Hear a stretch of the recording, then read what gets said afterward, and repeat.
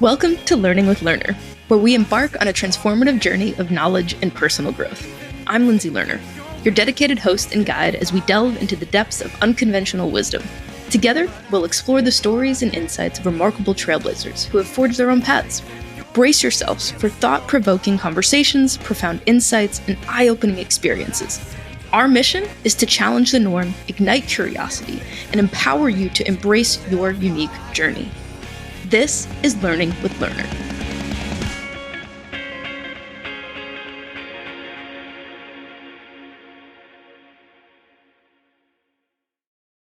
I am thrilled to be bringing you today's guest, Kristen Carbone, the founder of Brilliantly. Kristen's journey to creating Brilliantly started from a personal problem she faced and has evolved into a product that has helped countless women feel warm and comfortable. Before starting Brilliantly, Kristen had a background in fashion and design, and she's now dedicated to be building a brand and product that's smart, practical, and feels like a warm hug from a friend. Today, we'll be diving into Kristen's story and her mission to challenge the status quo and offer a solution to a common problem in a unique way. So sit back, relax, and get ready to hear from one of the most innovative minds in the industry. Let's get started.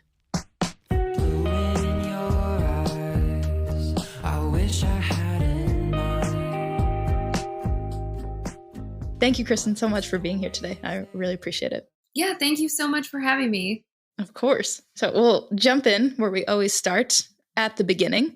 If you wouldn't mind sharing where you grew up and how you think that impacted your whole path forward.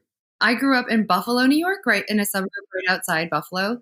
And I think that made it so I have had my quota of cloudy days for the rest of my life. So I'm a sun seeker. And, I grew up with both of my parents in a super middle class neighborhood. And it allowed me to feel really stable and safe. And much to my dad's chagrin, it has made me a really risky person. I think having a foundation of stability has made me feel like I can take a lot of risks. And that's probably why I am here today, that I had such a good, stable, great childhood. That's awesome. And so how long were you in Buffalo? I left when I went to college and then actually moved back to Buffalo. There's an amazing art museum there, and my former professional life is as a museum curator. And I got a job at this amazing art museum right out of college, moved back to Buffalo, stayed there for a couple years. But I don't know if you've ever lived in your hometown, or maybe you still do, but it's like being haunted or something. Uh-huh. Yeah. And I loved the job, but it wasn't, I never wanted to settle back in Buffalo. And it also coincided with when my mom's breast cancer metastasized, and I moved closer to help be her caregiver at the end of her life. So maybe would have stayed in Buffalo a little bit longer, but it was time to check out. Post, growing up in Buffalo, where'd you go for college? I went to Skidmore College in upstate New York. I focused my academic, my art history studies, actually on Islamic architecture, which I did not know that's where I was going to end up really being excited and interested.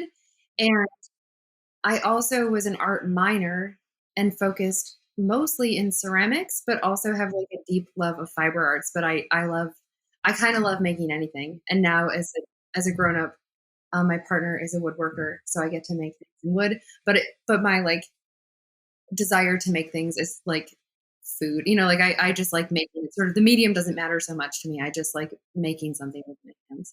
What was that decision to focus on Islamic architecture of all things?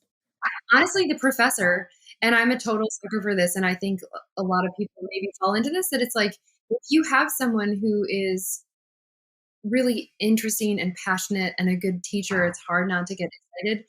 And I think that I just continued to take that professor's classes because she made the subject matter magical.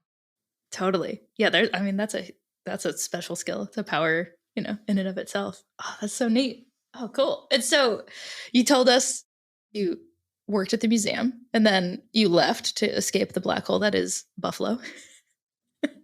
And then what happened after that? So when I went to care for my mom, I ended up working in an all-girls high school out in Washington, D.C. I worked in college guidance, and it was amazing. Actually, some of the The girls who were my students, I'm still close with now. One of them has become an advisor for Brilliantly. We weren't very far apart in age, actually. I think I might have been 22, 23, and they were 18, 19-year-olds. And over that academic year, my mom passed away, but also I realized that, well, I loved the students I was working with. It was not a job that I wanted to have forever, and kind of immediately got back into the arts. I ended up going back to Skidmore. I worked at the museum at Skidmore College for about 4 years. Super fun job. So when professors would have an idea for an exhibition, so like English professor, chemistry professor, I was the curator that they would work with to make the show happen. So it's really fun. I got to study things that I did not study in school, like chemistry. And then when I moved to Rhode Island, I worked at the museum at the Rhode Island School of Design, which was also super fun. Yeah. No, it's beautiful. That's interesting. So, did you find yourself always in these more organizational roles and you're like balancing out your creativity with more of the, stability? Yeah, I would say as a curator, the thing you get to make is writing, is text. So that's exhibition text that is like what's on the wall, but it also could be in a catalog. I did not do much making while I was a curator. And what I did make, I would have showed anyone. But you made it. That counts. Mhm. Okay.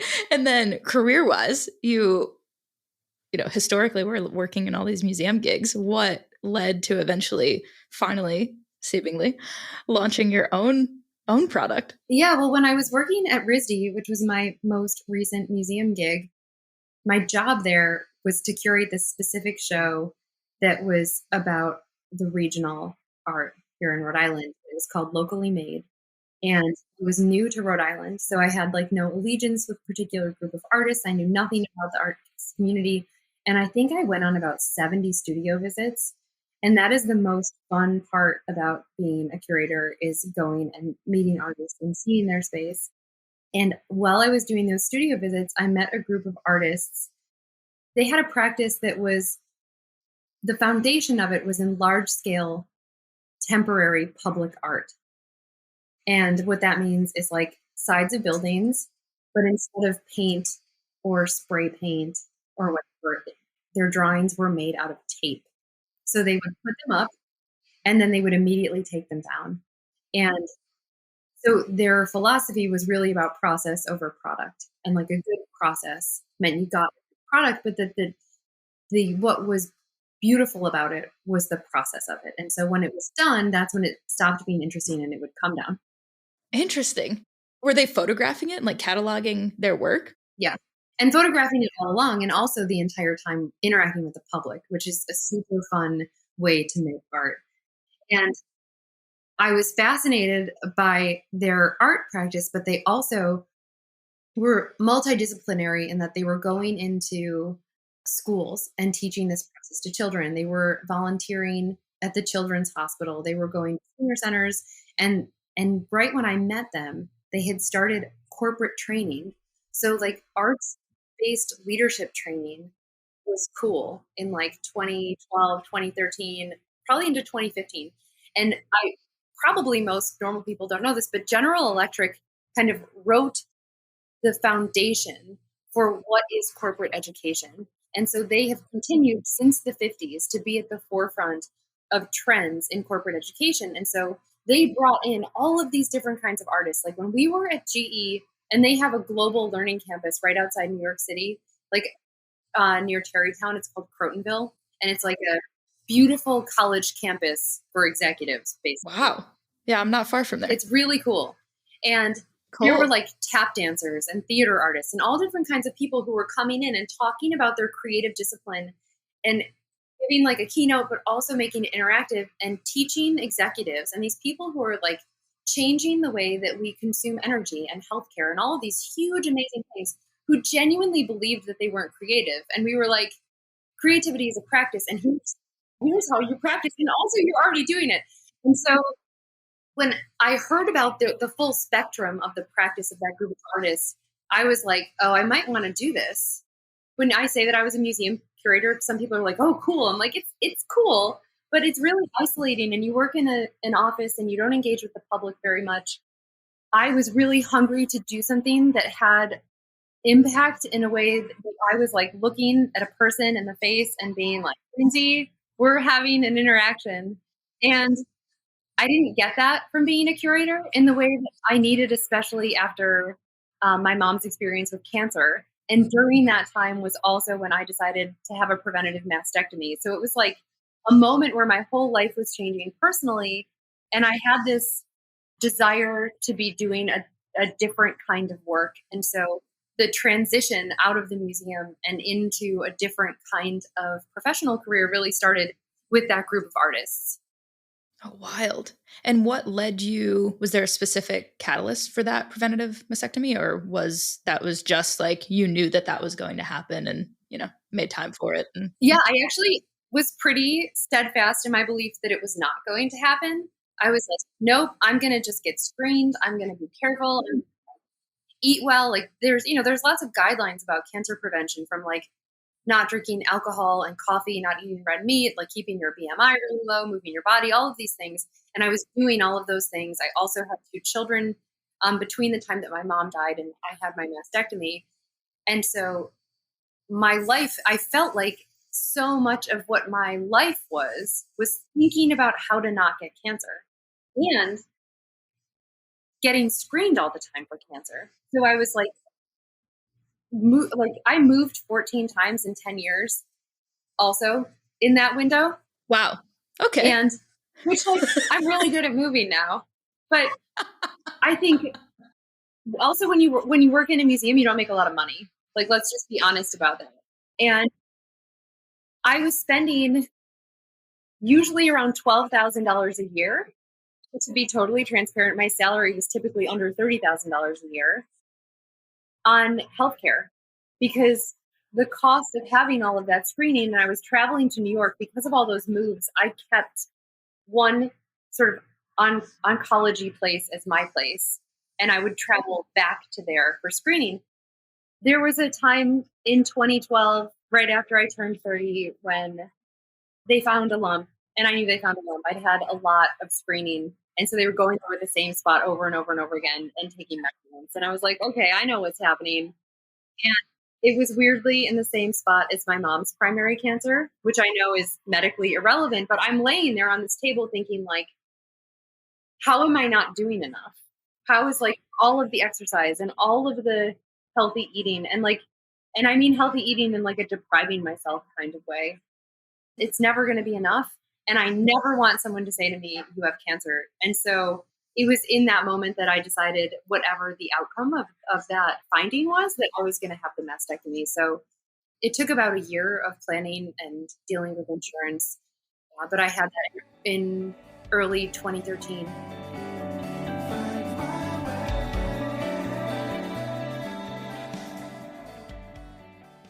And so is that what led you to starting Brilliantly? It is. So I started in like towards the end of 2013, finished my job at RISD, the show opened, and I started working with that group of public artists. And throughout that time was when I was having my reconstruction.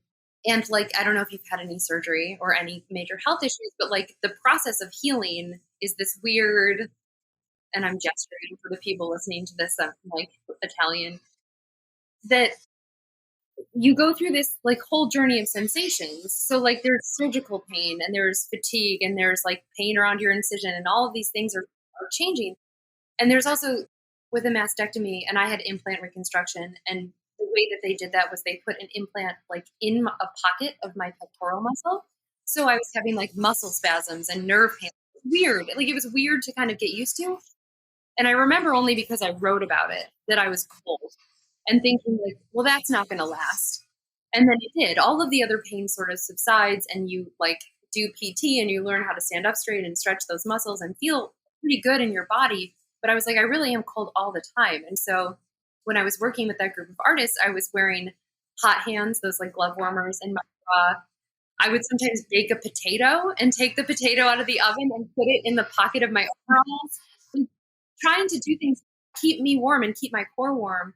And it wasn't until I kind of like burned myself and some friends tried to help me make something that it went from being trying to solve a problem that I had myself to realizing that I couldn't be the only person who had this issue, joining social media, joining Facebook groups and Instagram, and talking to I talked to hundreds of women and found out like that I was not alone in the coldness issue, nor was I alone in any of the other issues I was having related to parenthood, breast cancer, all of the things. So I decided to leave another job that was sort of arts related in design thinking in 2018 to pursue Brilliantly full time. Amazing. Oh, cool. Was there ever any conversations between you and your mom about her having an issue with cold? Her breast cancer was caught really early, and they did a lumpectomy and radiation, and it came back in her bones, her brain, her liver, and her lungs. So it wasn't back in her breast. She never had another breast surgery. And I think because she didn't survive, she went from having like a very early intervention that was seemingly successful to it coming back very aggressively. She was a case study at Johns Hopkins that I didn't know her in survivorship. So even though they call me a previvor, like preventative survivor, I honestly was like, I must be the only person having these problems. And I never saw them for my mom because she never got to be a survivor in the way that lots of women do now. Was there any thought process of like, I need to find other people? Or was it more of like, I have a story, I'm sharing it, and people were attracted to your story, and then more and more came out of the woodwork, so to speak? Well, so when I first, like, I tried to make something myself with one of my friends, and he does special effects for movies. So he has like some material knowledge, but he's also not an engineer. And I knew I didn't want something that was like a coat or a jacket or something.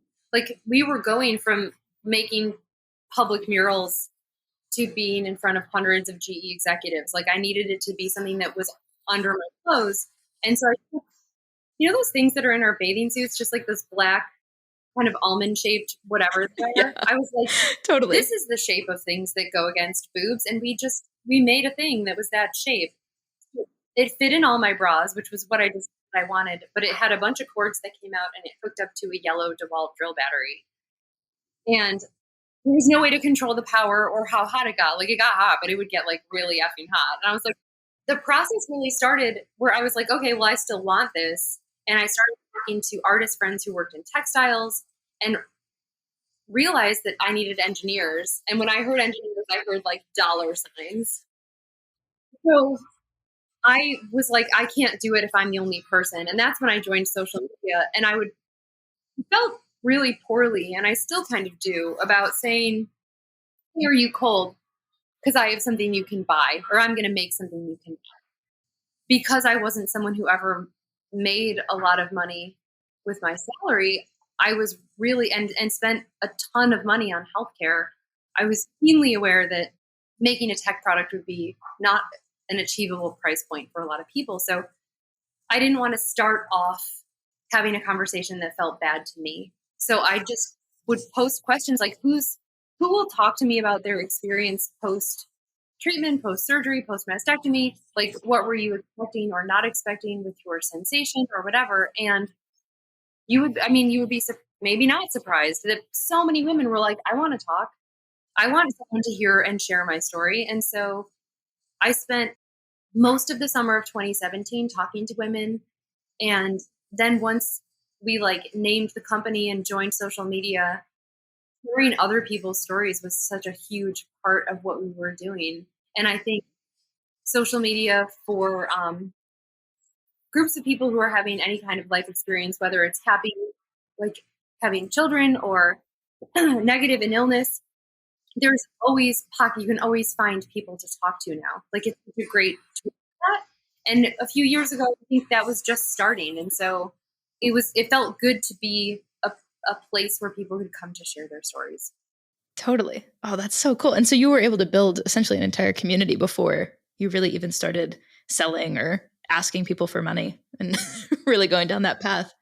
That happened really organically too. Like if you imagine you and I having a conversation about being like adult women, we might talk about periods or about sex or about children. And those conversations where I was talking about sensation often led to those things where people would say, I don't know when to tell a guy on a date I've had a mastectomy, or I don't know how to talk to my kids about hereditary risk, or things that were like quality of life issues and not medical issues. And I was like, I don't know having this conversation. So for me, it was, I want to help. I want to have those conversations. I want to find out like when and what do you do in those different scenarios. And so the community building part of it was like, because I thought there was good work to be done, like through content, through services, through programs. And so we were doing that in tandem with product development. For those of you who don't already follow Brilliantly on social media, you should, because the memes, the content, the education, it's all 10 out of 10. Oh, thank you so much. Side note. It's super good. And where I'm mostly just curious, but where did the name Brilliantly come from? I'm terrible at naming stuff, Lindsay. Like it is like maybe my worst. It's such a good name. But here's the deal. Like, I had my son who's 14. He spent 5 years in the hospital and the nurses were like, you have to name him before you leave. And I was like, I cannot. So I really didn't want Brilliantly to be something that was like boob or ma'am or all snug jugs, like toasty titties, all of the things that like so many ways for breasts have been co-opted by men and turned into something kind of gross. And the things that are medical just sound bad. And I knew, because most of my friends have no relationship to breast cancer whatsoever, but some of them are cold. Like I knew the application for this needed to be bigger and that I wanted it to feel like something that was radiant and something that was positive and not something that held you back in your cancer experience. Like the point for me was, if you've had this terrible experience, it is one part of who you are. And if you are struggling to like feel comfortable in your weird, new, scar-covered, cold body, like here is one tool that will help you not just constantly think about your chest. Every friend I have in marketing, everyone who was a writer, a poet, anyone who had any skill with words, I would invite over for brainstorming sessions. And we probably did it a dozen times. And my friend Brian ended up calling me, I think, drunk. And this was like, if you have to name a company, you have to have like 8 computers, and it's the trademark office, it's GoDaddy, it's social media, every social media platform, but also what is it on Urban Dictionary? You know, like you need to know all of those things. And so we have these roomfuls of people brainstorming. And Brian one night calls me drunk and it's like, it's Brilliantly. And I was like, oh my God, it is Brilliantly. And I like Yes. go on all the things, and it's available. So Right. and it felt perfect. You know, like it. That's so good. We use brilliant here in the States to mean smart, but the essence of brilliant is really, it's about radiance. And I think it fits well with the product, but also about like the brand sensibility.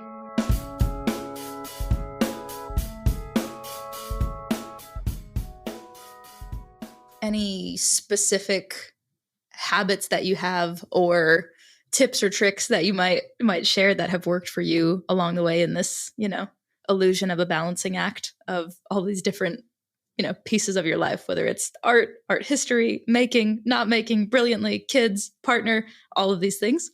I would say it is completely an illusion. Like there's no such thing, right? Like you're not, it's like saying it's like trying to separate your emotional self from your spiritual self, from your physical self. You are just yourself and you have one life.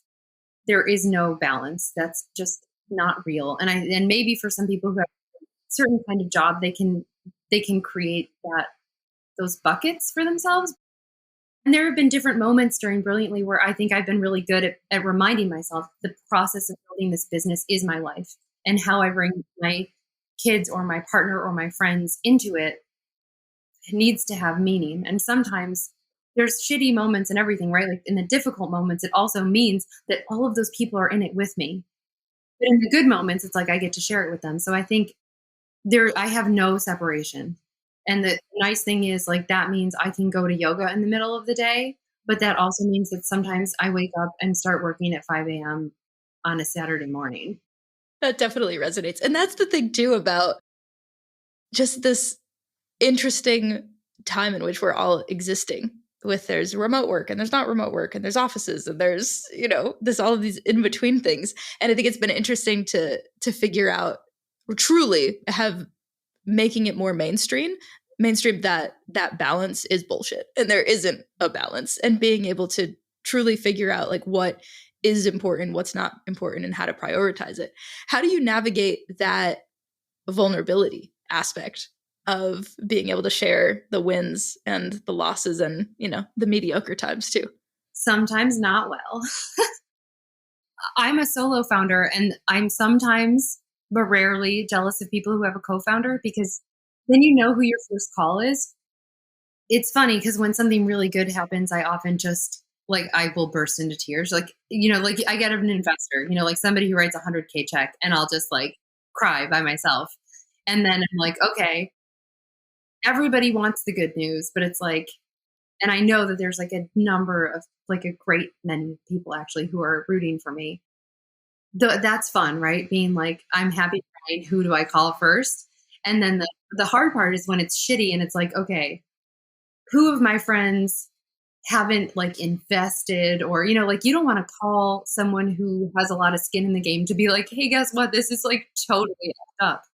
I don't know. I think like it's a complicated answer and that the bad parts sometimes make me a bad mom and sometimes make me a bad partner and impatient or tempered. And I think that I just try to be really honest.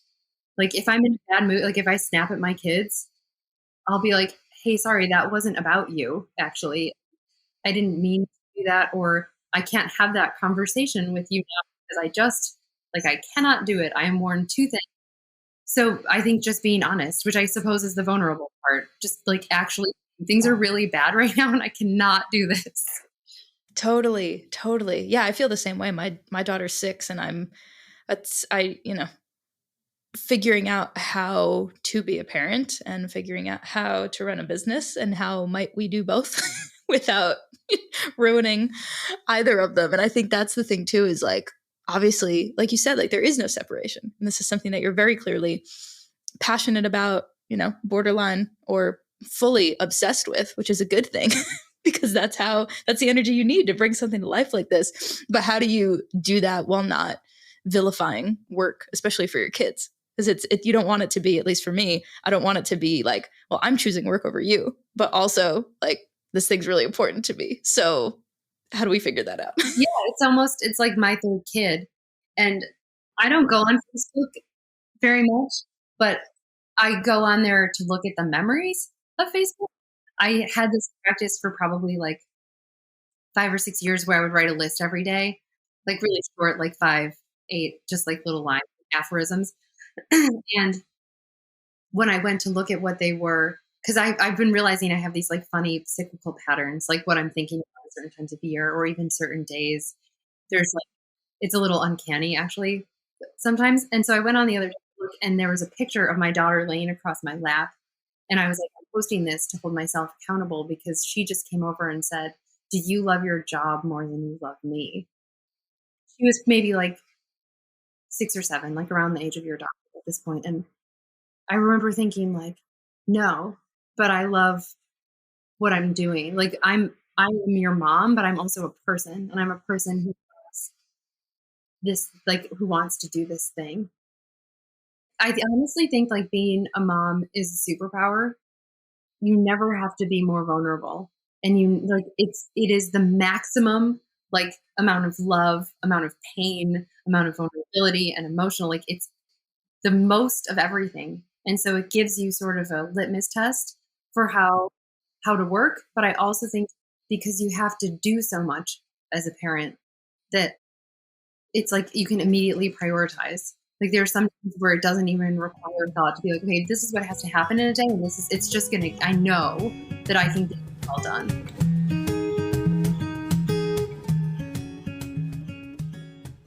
Is there any particular reason why you have that drive and ambition to be better as a person? I don't know, but it's annoying, right? I'm not good. I'm not good. This is why I appreciate you so much. It's so true. It's so true. Like if we were less aware, it would be so much easier just to navigate through the world. Yeah, and I think like maybe more pleasant to be around. I like sit in. I'm constantly thinking about how to be better in like 90 different ways, and also like make the space around me better. And like make a meal and be like, how can I make this one better next time? Like it's a balance of trying to know that everything can be better and what's actually achievable, and also being grateful that like things are as good as they are. Totally. And do you do that at Brilliantly as well in terms of like product innovation? Yeah, and it's really hard. A lot of the so we launched the first version of the product in the summer of 21, and so many of those decisions were dictated by what was available during COVID. And so we released something that was not exactly what I wanted. And so every time I fulfilled an order, I would like, and I still do all of the order fulfillment, I do all the help support calls. I would like look down at it and be like, this is good, but it's not great. And we just launched this version of the product a couple months ago, and I'm so proud of it. And it's still not exactly what I want. But when I look at it next to the first one, I'm embarrassed about the first one. And I read sometime last, That's a Reid Hoffman quote, I think, if you're yeah, maybe if it's you're him. not embarrassed If you're not, by the first version, you waited too long to launch. I yes. saw that sometime last year and was like, yeah, I didn't wait too long. And it still took longer than I wanted, but it wasn't like, it's still good. And I'm still super proud of it. And I think every time we experience something positive and grow a little bit, it means it's a little bit farther outside of my control, right? Like I can only control one thing at a time. And if there's like 6 interns and a project manager and engineers and someone doing TikTok and like all the things, that means that I have to just like slowly let go of some of these things. And that means they're not, and that's not even because I'm right, right? Like crystal quality doesn't mean that it's perfect. It means that it's perfect to me. That doesn't mean it's perfect to you or to my audience. Knowing that my way is only one way is hard for me. Oh, without a doubt. Oh my goodness, that definitely resonates. What has been the most fulfilling aspect of building Brilliantly so far? And what do you hope to achieve with the company moving forward? Hands down, the most fulfilling part is talking to people who use the product. Like, I've gotten handwritten thank you notes from people. The medical system, a lot of, and this is not saying anything disparaging. There's a many amazing doctors and people who work for their whole lives to make us feel better. But I think the system itself ignores women. And there are women who, I'm thinking of one woman in particular who said she went to her doctor 4 times to complain about this coldness and was like, I'm so uncomfortable all the time. And the doctor had her go and get her thyroid tested and her iron tested. Eventually was like, you need to talk to a therapist. Like, wouldn't just validate that, like, you have a cold thing on your body that feels cold to touch that might make you feel cold. And she said it was the first time she really felt like somebody saw her in her survivorship life, where someone like acknowledged how frustrating it was to have something that was invisible to everybody else that you thought about nonstop. And that is such a good motivation to keep going. And so satisfying to help, and also frustrating because it means that there's so much work to do. How do you navigate that? The frustration? I don't know that I balance it really well. I think I am currently moving through the world as someone who is extremely frustrated by so many different things, most of them having to do with fundraising and women's health. Like if I could like, put a pin in it, but it's really hard to dismantle a system that you have to work within while you're working within it. And how I hope to help in the future, or what I like, the big vision for me, I've been trying to fundraise specifically through high net worth women. And I have many amazing men who've invested in me too, but my goal is to have as many women on my cap table as possible. I have women from in their 20s to in their 90s. Like I'm picking my boss and I'm working really effing hard. And I want that my effort to help change the wealth and power structure. And I'm putting women on my board. I have women on my advisory board. I have, like every possible way that I can change things, and using this vehicle or using this business as a vehicle for that change, not just making this product, which I hope the product itself and our patent pending technology will be for like girls when they get their first period that they can wear on their abdomen, through like you can wear it when you're a cold old lady with poor circulation and your booty is flatlined and you're freezing. I want to help women from like 12 to 112, but I want the business itself to have like such a much larger impact. That's the legacy of the company, right? It's like I've taught a lot of first time angel investors how to invest in startups. No, none of those women are going to retire on the small amount, which like, and I say small in the grand scheme of like how you would, this isn't venture dollars, this is individual angels. But if they invest that in another woman, if the process gets easier for the women who come later, then it's a success for me. Oh, I love that so much. And I can't let you go without asking for a brief description of the product for those who don't already know and have engaged with it, and how it works, and of course, where they can get their own. Oh, well, thank you. So our product is called Brilliantly Warm. Part of naming the company Brilliantly was like that we have a naming system, right? So like our corrective exercise program is Brilliantly Strong, and our meditation program is Brilliantly Calm. It meant I only had to name one thing, so that was really good for me.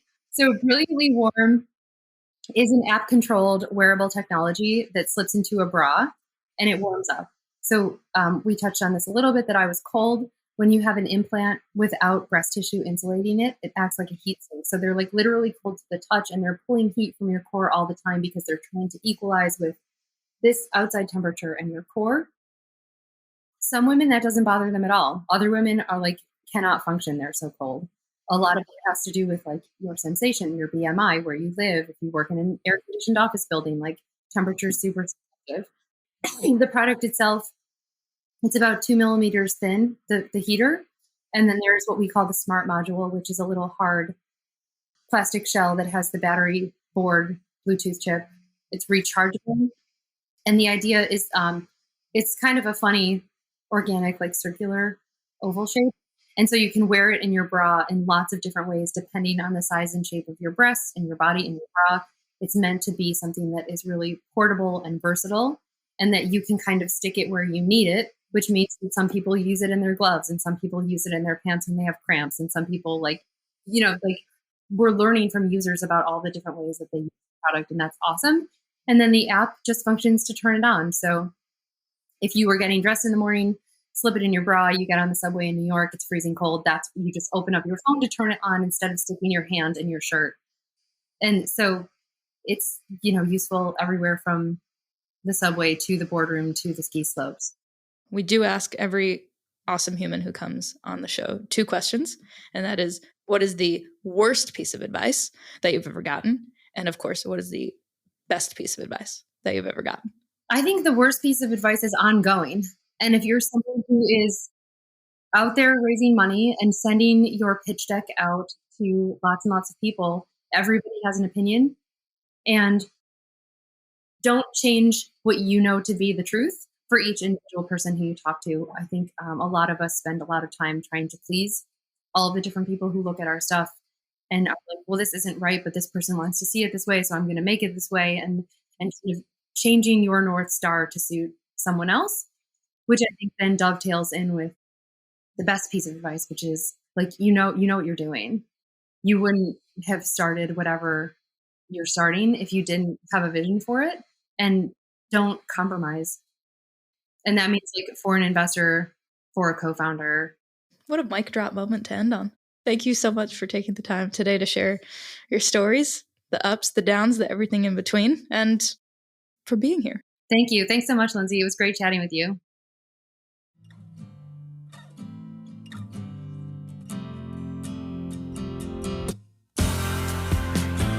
Thank you for listening to Learning with Lerner and hearing the wisdom, stories, and ideas that will have you feeling inspired and ready to take on the world. If you've enjoyed this, please remember to share, rate, and review. It means the world to me and the team putting it all together. If you're looking for more information, you can find me at lindsaylerner.com. That's LindseyLerner.com. Or if you've got any questions or curiosity about me, you can find me on Instagram and TikTok at Lindsay Lerner. Thanks again for listening, and have an awesome day.